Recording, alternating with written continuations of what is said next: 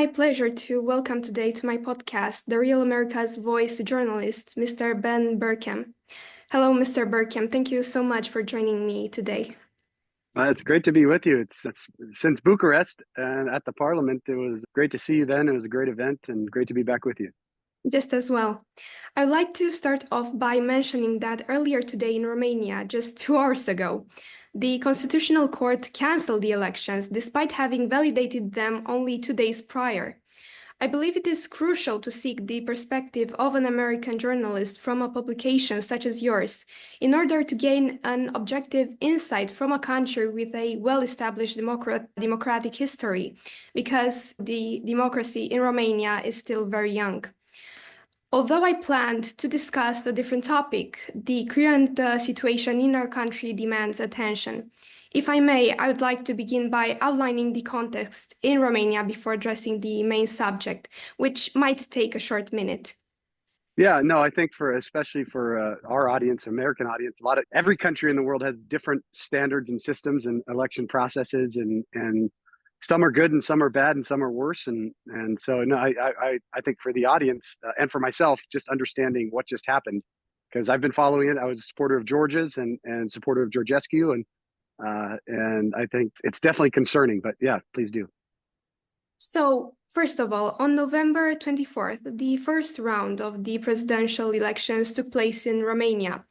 The leading candidate was Călin Georgescu, an independent conservative, followed by Elena Lasconi, who is regarded to have a more progressive orientation.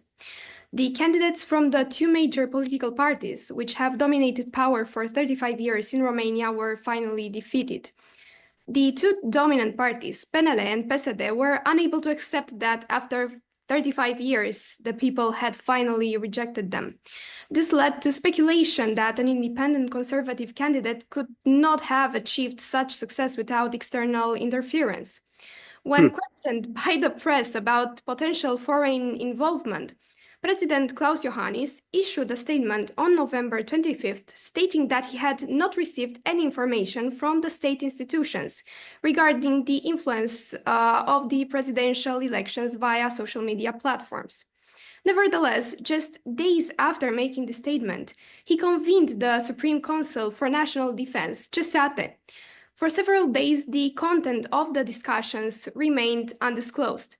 Yesterday, however, a declassified CESATE document alleged that the platforms TikTok and Telegram had illegally favored Călin Georgescu.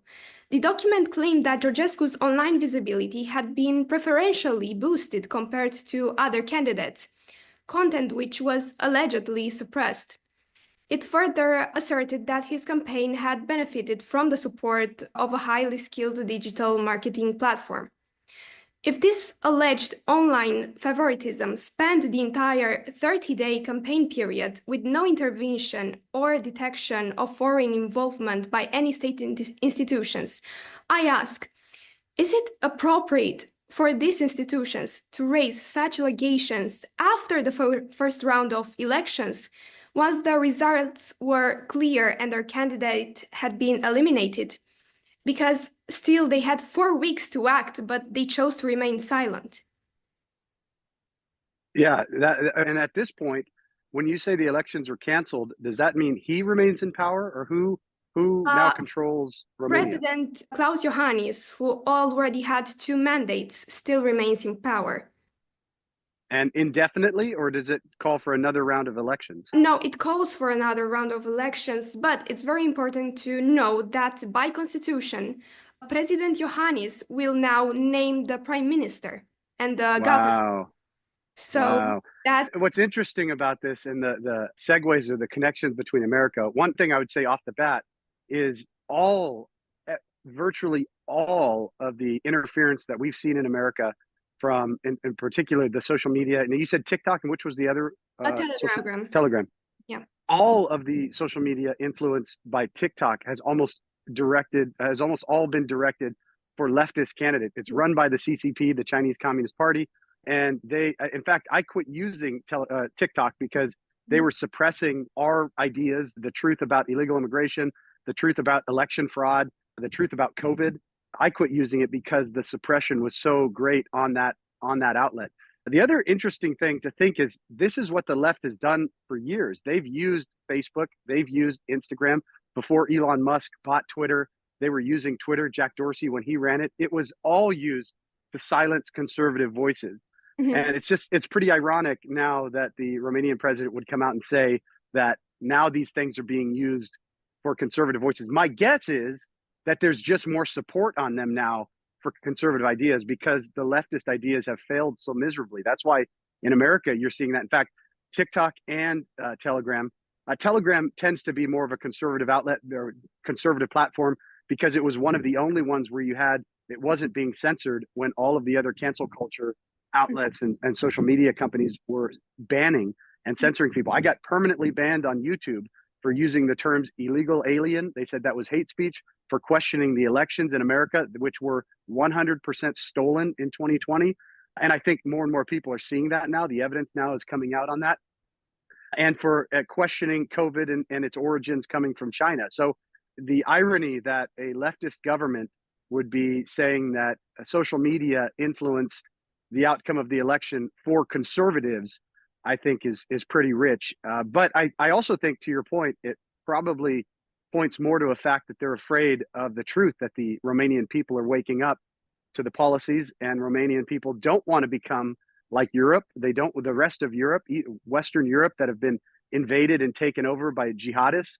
They don't want to sell out to this woke agenda of homosexuality and transgenderism and all of the other garbage that goes along with that. And they don't want to go back towards communism. Any of these socialist presidential candidates, really socialism is just a weaker form of communism. And for a country like Romania, I don't have to say this. I don't have to explain this to any of your citizens. Nobody wants communism again once you've lived through it. We haven't had it in America, and sadly, there is a fraction of our country that wants communism in our country, but it's because they haven't lived through it. Anyone who's actually lived through it, anyone in Russia and Romania and any of the Eastern Bloc or people that are still living in China or North Korea, they understand the actual implications of what communism is. So they want capitalism, they want free markets, they want conservatism. And yeah, it's pretty rich to think that they're going to blame social media for the fact that the people of Romania are standing up against these ideologies and wanting more freedom. And it's very sad. I pray for your country. I pray that what happened in 2020 doesn't end up happening to you guys in this election, because you are really, just so that you understand, and I'm sure you already do, but it's, you guys are the wall that is left in Europe to defend Europe from the destruction of the entire continent. You, Poland, and Hungary are the last standing countries that actually can stop the Islamic invasion that's coming, that's been invited by Western Europe, and to stop Russia from the East. So it's definitely concerning. As an American, it's very concerning. But I also, as an American who just watched the most epic failure of the Democrats, the communist socialist Democrats in America, and the rise and triumph of President Trump in this election, I have hope for you, and I have hope for the rest of the world that more and more people are waking up. Hopefully, thank you so much. What struck me, still in Romania, was that many voices were claiming that today's annulment of the elections constitutes a kind of coup d'etat carried out by the president of Romania, Klaus Iohannis. So we're going back to the Right. communism back in the 80s. Now, based on your knowledge of national security institutions in the US, is it conceivable in a democratic system to allow such developments throughout an electoral campaign and only after the first round, when an independent candidate emerges victorious, to attribute the outcome to TikTok's influence? No, to your point, I think so it's the idea of the simplest answer is usually the right one. In this case, I think you're absolutely right. It's more reminiscent of what you guys came out of, sadly, out of a communist regime that doesn't like the outcomes, and so they change the rules. Then it sounds like legitimate reasons for annulling an election. And if you look at, like, in America, in our case, the argument was actually made in reverse, because I think President Trump actually in 2020 had the justification to do to undo the elections and redo the elections in America because there was so much fraud. And all you have to do is look at the supposed number of voters from 2016, 2012, 2016, 2020, and 2024. All of a sudden, we have 20 million new voters that disappeared in 2024. I think President Trump was justified in doing that, but he didn't do that. And in fact, the courts, almost all of the courts in America, wouldn't pick up the cases. I think in particular because of the concerns it brings about being a democracy and what a democracy means, and leaving the vote up to the will of the people and accepting the outcome, even in that case, which was clearly fraudulent. I think I think personally, I think we should have done more in America to undo the fraud and to redo the elections, but we didn't. And then we had them again in 2024 and we righted that wrong. Now that we have power back, the new government in America has to go in and stop the fraud that was committed in America. My concern in Romania is if you've lived through communism for so long, you actually have generations who were still alive and were still a part of the government back in those days who still have that mindset, that idea.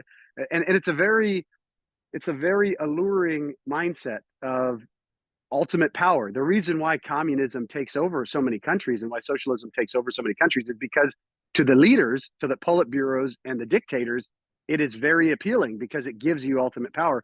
And when you have the power, when you have the power to just undo elections, what kind of democracy do you really have? The leftists want to call it right wing or extreme right, but in reality, it's the conservative. AUR is the conservative party, which I really think that's the direction that all countries need to go. We need to go towards freedom, towards liberty, towards putting the citizens of your own country first, above other countries, above the EU, above globalism, above the World Economic Forum and all of these interests that want to undermine your country. And the other party is the socialist that wants to take you back towards communism. But the worst part about that, and I can tell even how you phrase it, they're more socialist, democrat.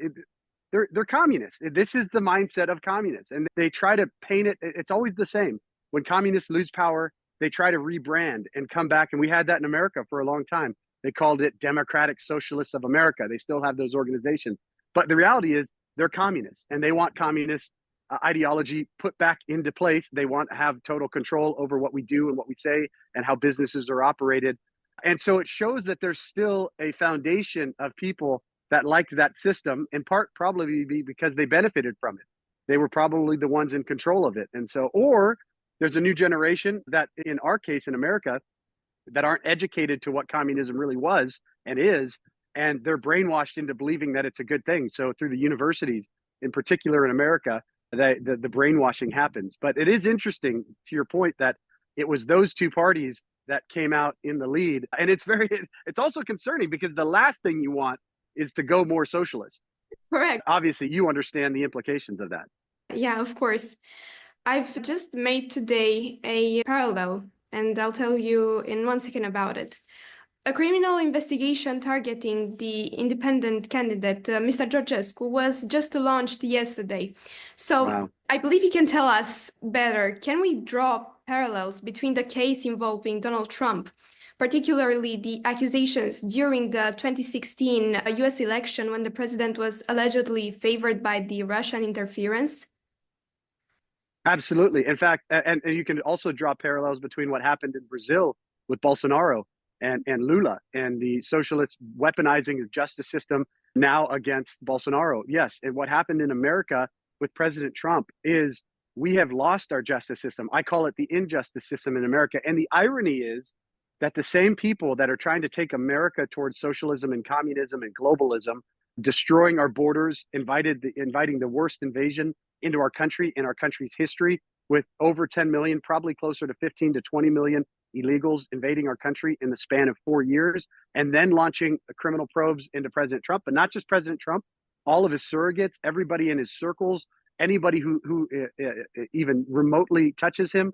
You saw, I was actually in the trials in New York, the Stormy Daniels trials over the summer in New York, and it was just sickening to sit in there and watch this political charade, knowing that all of this was weaponization of the Justice Department in America, which is supposed to be the most robust democracy, representative republic in the world.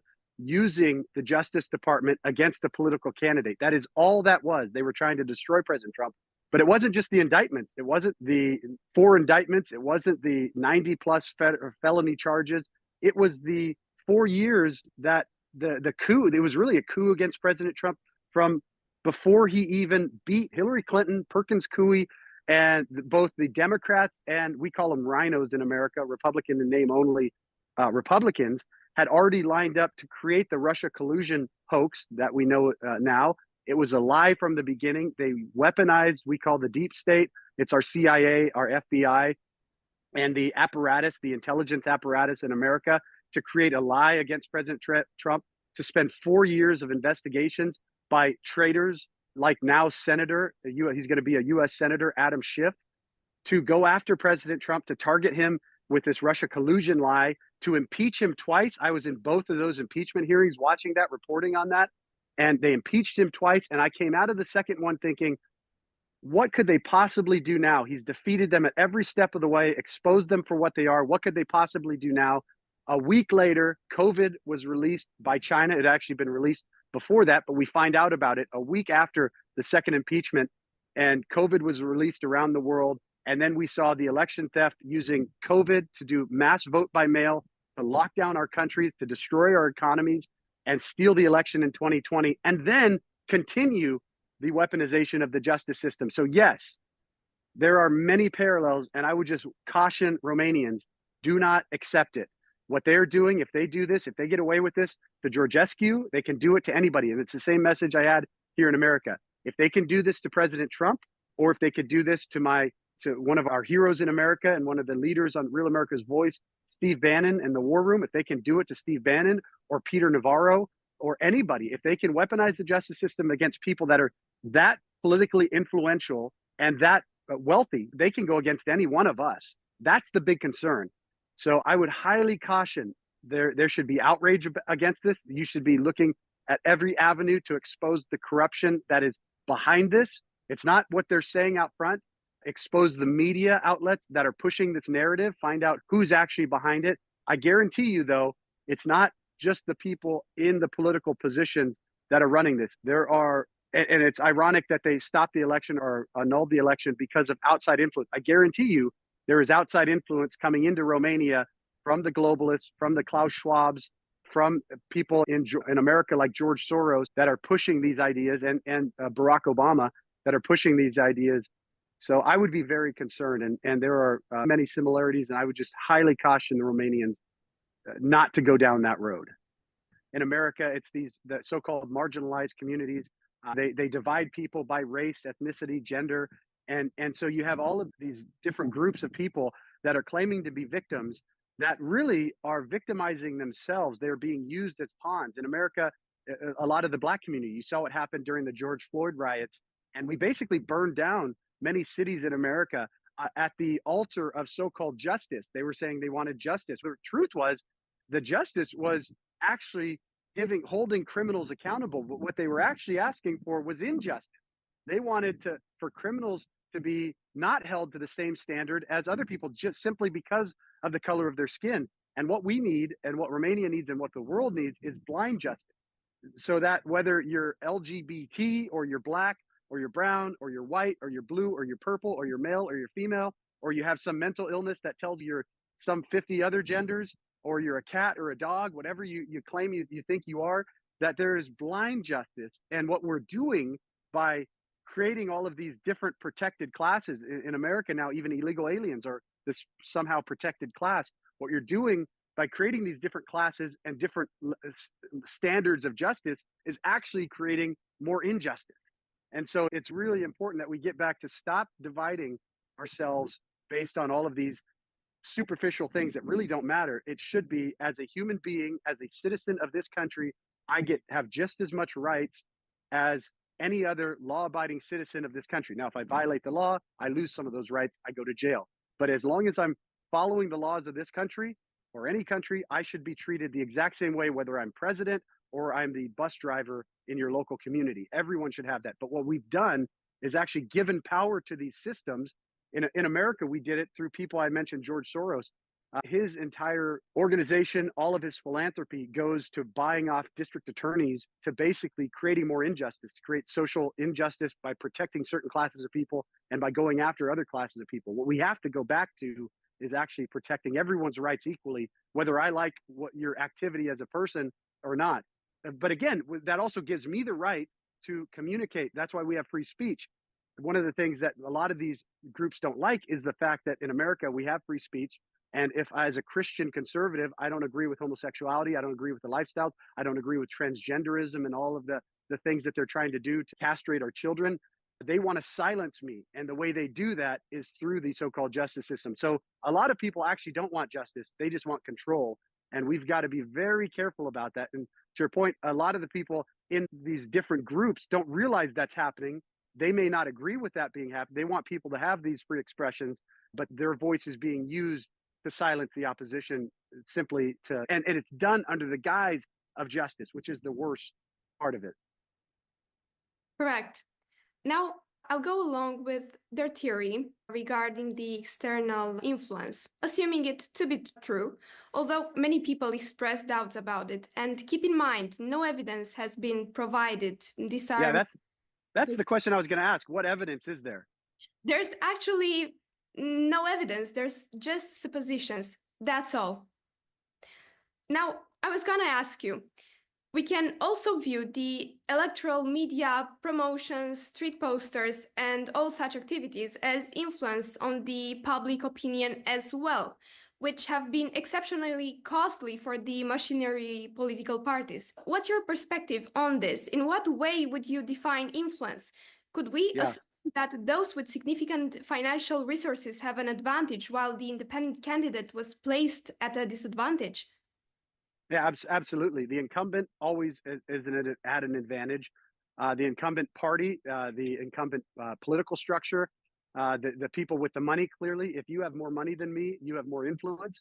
And so it becomes a slippery slope. And we see that in America. And it's a difficult thing. Even in American politics, there is a move to take money out of politics. And your gut instinct, as somebody who, I'm not a rich man, your gut instinct is to say, yes, that's a good thing.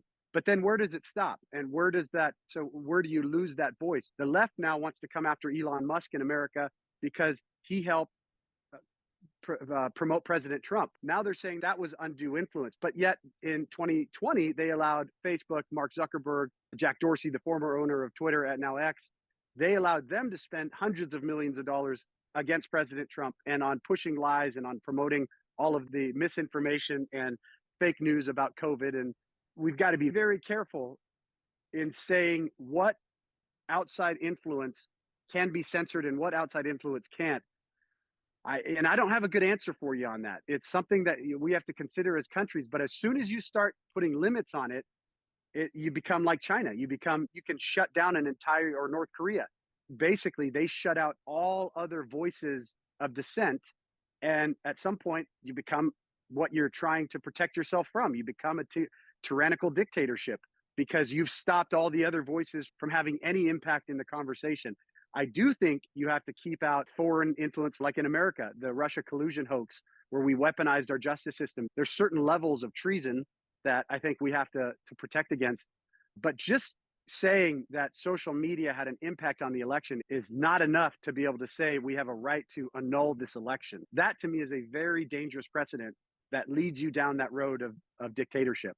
It's the only way we call it grassroots in America. It's so there's basically two, if you want to break it down to the simplest forms, there's two classes of politicians and electorate. You've got the elites, the politicians in power, and then you've got, we call it grassroots, or the people.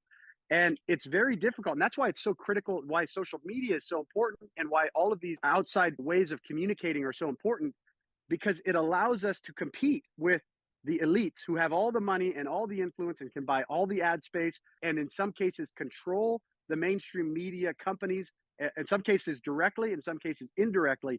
So to say that Georgescu somehow had an unfair advantage because he was winning in social media, when all social media does is level the playing field, is that it's really disgusting. It's really saying we're not going to give you a chance as the populace of your country to even have a chance to win, because now that we realize that you have the ability to communicate, and what the truth is, Maria, is they realize that their ideas aren't as good as our ideas, because when those ideas compete in the arena of ideas, which is social media, our ideas win.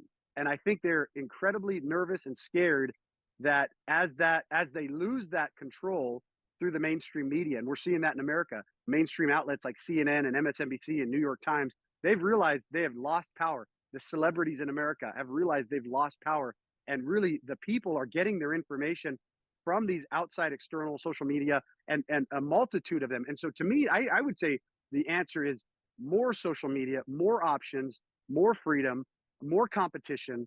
And their answer is less and less, which means less and less freedom. So yes, it's very rich, and it's hypocritical, I think, is an understatement to say that Georgescu unfairly used social media. I think what Georgescu did was use social media appropriately to defeat his political opponent's ideas. Now, going back to the Supreme Council of National Defense, I'd like to mention that it is composed predominantly of representatives from the two political parties.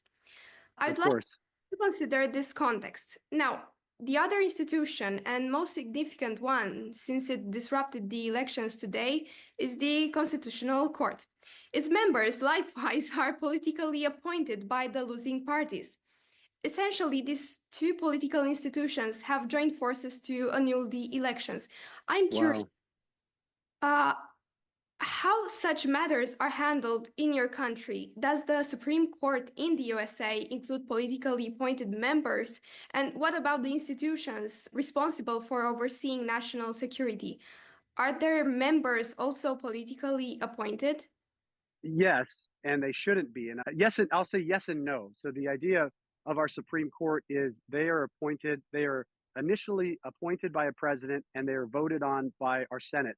They have to get a majority of votes by US senators, but it's always political. So whether it was Judge Thomas or Sheila Jackson Lee or any of these Sotomayor, these recent ones, every judgeship appointment is a political appointment. Now, what we hope is, and in particular in the Supreme Court, is that, just as I mentioned earlier, that justice is blind, that we expect these judges to be equally unbiased and look at the ideas from a purely non-political perspective, purely from a law perspective. But what we've seen is just that's not the case. And all you have to do is look at the outcomes of the Supreme Court decisions, and it's almost always divided down political lines. And there's a part of the Supreme Court that wants to take America more leftist, and there's a part of the Supreme Court that wants to keep us more centrist, or move us more to the right, or more constitutional, keep us more towards what the founding of our Constitution was. And every single presidential cycle is another opportunity to weigh that, or to have a sway in that, to the point where Democrats are actually talking about adding numbers of Supreme Court because they realize they've lost the balance of power in the Supreme Court, where we've gotten back to more originalist judges on the Supreme Court. And when I say originalist, they're people that actually judge decisions, they make their rulings based on the Constitution, versus the political appointees, as I mentioned, the Sotomayors, who are really communists that want to remake America and their communist ideas. Back to the going down the Homeland Security as well, all of these systems have been infiltrated by politics. So similarly, all of the tops of these organizations in America, whether that's Department of Homeland Security, whether that's the FBI or CIA, all of these departments, all of these agencies are appointed by the president, and then they are voted on by the Senate. That's why it's so important in America that we have a good president and we have good senators to be able to get the right people in these places. And you can see the difference between when we have the right people in President Trump's first term, and we had some of the wrong people, like Comey over the FBI, he was really one of the worst deep state actors who needed to be got rid of. He really should be charged with treason. And then you see the people that Joe Biden appointed to Homeland Security and to the FBI and to the CIA and to these other agencies. So we pretend like it's not politicized, but it is extremely politicized. And again, I think, to your point, the reason I laughed when you said that was there is no way that agency, that court, is judging this situation unbiasedly. And I would say, as an outsider looking in, there's no way it's not a corrupt decision. If I was a Romanian right now, I would be pissed at what they just did. And I would look at that and say, this is corruption. This is political corruption because you don't like the outcome of the election. And I would do everything in my power to undo that decision and to get to get the vote back to the people. And this is interesting, going back to the two parties that actually defeated the establishment part, the dominant two parties before, are conservative and socialist. And really what it should come down to is what the will of the people is. Those are the top two candidates, Georgescu and the socialist choice.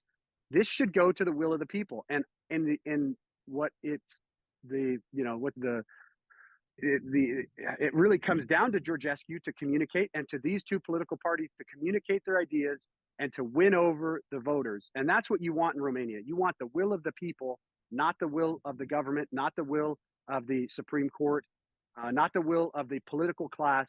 You want the will of the people. And I pray that you don't go towards socialism, but that's the choice that democracies and republics get to make. And that's the choice that you should have the ability to make, not being dictated to by a court that was appointed politically.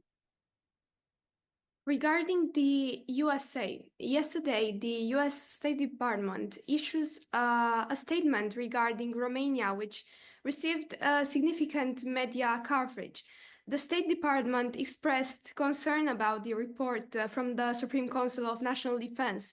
Do you consider the US State Department's involvement in Romania's internal situation appropriate? Could this not be viewed as interference? Yeah, it's to my point earlier. Absolutely, it's interference. In every election, there's interference. And so it really comes down to, I think the only solution to all of this is keeping outside money out of your politics. And that's one of the things we've seen in America. The CCP, the Chinese Communist Party, they have bought a lot of influence in America. But no doubt about it, Americans have undue influence around the world. I think the only solution is trying to keep the money out of buying ads. But you're right. When the president or any American leader speaks, that becomes global news. And that's direct influence in the elections. I don't think you can get rid of that. I just think the voters in Romania, again, it really has to come down to fair elections. And in America, we don't have fair elections. The only way we're going to have fair elections is if we get back to, first off, everyone has to show a voter ID. We get back to 1 day of voting in person, and we don't have these 40 days of voting like we have in California, states like California. If you have fair elections, really it has to come down to the wisdom of the people. And if we trust the wisdom of the people, we have to accept that they're going to hear influence from foreign leaders from America. They're going to hear influence from foreign leaders and other countries in Europe and in Asia and in Africa and all the other continents around the world. And they have to take that influence that they're hearing or they're watching through the media, and they have to decipher that and say, what of this is accurate? What of this is truthful? What of this is not? What of this influence do I agree with? Do I disagree with? And then I make an informed decision based on all of those external factors and all of that information that's coming in and the information I know to be true. The hardest part right now, I think, for most people is knowing what's true and what's not. Because in our current world, it is so easy for the governments of the world, in particular, the CIA and all of these intelligence agencies, to influence us and us not even know it's happening. They can buy ads. They can come through servers and make it look like they're actually coming domestically, and it's actually a foreign interference. And we have no idea that's happening. So it's as technology increases, as AI increases, as all of these systems become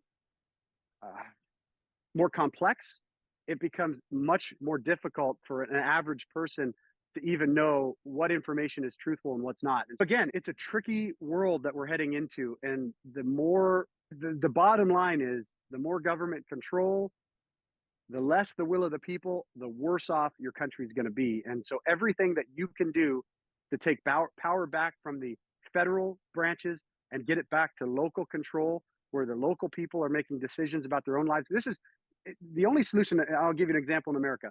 We were created on a federalist system. We have a federal government, but we also have our states and our states' rights. And there's a reason why we have electoral college to give rights back to the states. There's a reason why we have a division of power between the presidency, the Senate, and the House of Representatives, and the Supreme Court. And the idea of our founders in America was to push all of that power as much as possible back to the local levels. The reason we have a Bill of Rights was not to give rights to the government, it was to restrict rights, to say these are the only things that you can determine, these are the rights of the people.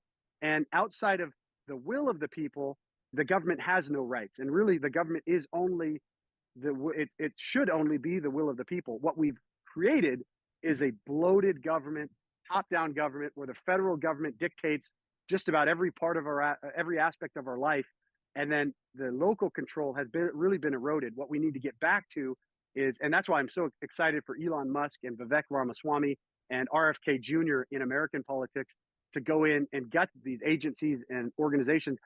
My goal in America, we shut down our government every couple of years because we can't decide on the budget. My goal would be to shut down 90% of the government permanently. I think if you got rid of 90% of the federal government, we would be better off as a society. If we took all of that money and power and influence and put that back to the states' rights and back to local control, we would be better off as a society. And getting back to Romania, everything that you can do as a country to take power away from the top government agencies and put it back to the will of the people, the better off you are. Again, understanding that communist regimes are born out of populist revolutions as well. And so there's a balance between why we have a federal government, why we have certain controls, why there's certain things the federal government needs to be there for, why they control the army. And we need that level of security to prevent uprisings that would take over a country from within. But as much as you can do to get back to the will of the people, you'll be better off for it as a nation. In your opinion, does President Trump's victory signal a broader trend of nationalist movements gaining momentum globally? Absolutely. Absolutely. And all you have to do is look at the elections and again, I was in Europe for the elections in England and in France. And I think what happened in France was an absolute travesty that the socialists took over there. I think you had a populist uprising of conservatism, but I'm thankful for the direction that Italy has taken. I think if you look at the Reform Party in England with Nigel Farage, I think that is the direction that England really is going to start heading when people realize how bad the socialist ideologies of this new government are. You look at Argentina with Milei, and really, to me, the shining light in the Western Hemisphere is Bukele of El Salvador. And so there are many of these countries that have already started that move against globalism. The only problem and actually in Panama, they just elected a conservative president in Panama as well. My big concern about El Salvador and Panama are China's influence. The CCP has incredible influence. They basically control the Panama Canal now. That's when it comes to foreign influence, that's the influence that I'm most concerned with right now. But undoubtedly, President Trump being elected, that was a sigh of relief for the entire world. As I traveled across Europe this summer, as I was in Romania this summer, everyone I spoke to, I'm heading back to Mexico tomorrow, everyone I speak to, they say the victory of President Trump isn't just a victory for America, it's a victory for the world. And what we have to do now is this is just the beginning. We have to go in and take out these structures that have been allowed to be put in place, the deep state, as we call it, and take these structures out and get it back to the will of the people. And we have 2 years in America to do that. And I'm hopeful that we'll be able to do that and start changing the direction of this nation back to a constitutional republic, which we were founded to be. Mr. Bergquam, thank you so much for your time. My honor. Great to be with you. And God bless Romania. I pray blessings on your nation, and I pray that you get the leaders that will actually put your citizens first.